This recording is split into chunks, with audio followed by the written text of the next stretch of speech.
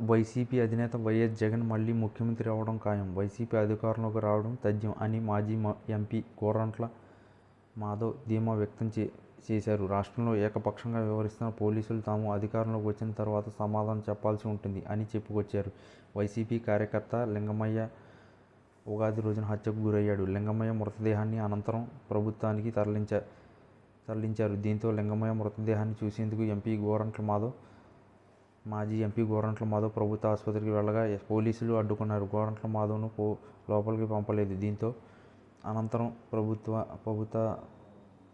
ఆసుపత్రి దగ్గర ఉద్రిక్తత నెలకొంది. పోలీసులతో గోరంట్ల మాధవ్ వాగ్వాదం, తోపులాట జరిగింది.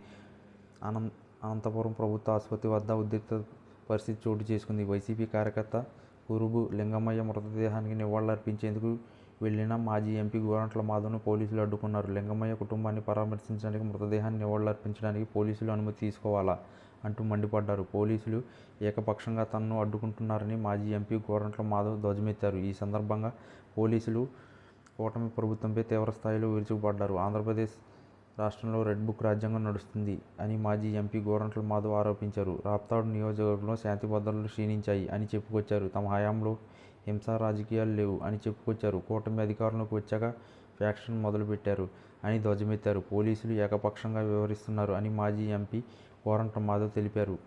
కూటమి పాలనలో ఫ్యాక్షన్ గొడవలు తారాస్థాయికి చేరాయి అని మాజీ ఎంపీ గోరంట్ల మాధవ్ ఆరోపించారు. వైసీపీ నేత కురుబు లింగమయ్య హత్య దారుణం అని అన్నారు. మాజీ మంత్రి పరిటాల సునీత సమీప బంధువులే ఈ దారుణానికి ఒడిగట్టారు అని మాజీ ఎంపీ గోరంట్ల మాధవ్ ఆరోపించారు. కూటమి అధికారంలోకి వచ్చిన తర్వాత రాప్తాడు నియోజకవర్గంలో శాంతి భద్రతలు క్షీణించాయి అని చెప్పుకొచ్చారు. వైసీపీ చెందిన నేతలు, కార్యకర్తలు, ముఖ్యంగా బీసీ నేతలను టార్గెట్ చేశారని గోరంట్ల మాధవ్ ఆరోపించారు. వైసీపీ పాలనలో ఎలాంటి రాజకీయ కక్ష సాధింపులు జరగలేదు అని చెప్పుకొచ్చారు. వైసీపీ ప్రభుత్వం హింసా రాజకీయాలకు తావు ఉండేదే కాదు అని చెప్పుకొచ్చారు.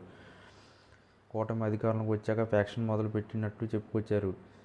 తాజాగా కురుబు లింగమయ్యను హత్య చేశారని, ఆయన మృతదేహానికి నివాళులర్పించాలంటే అడ్డుకోవడం దుర్మార్గం అని మాజీ ఎంపీ గోరంట్ల మాధవ్ ఆరోపించారు.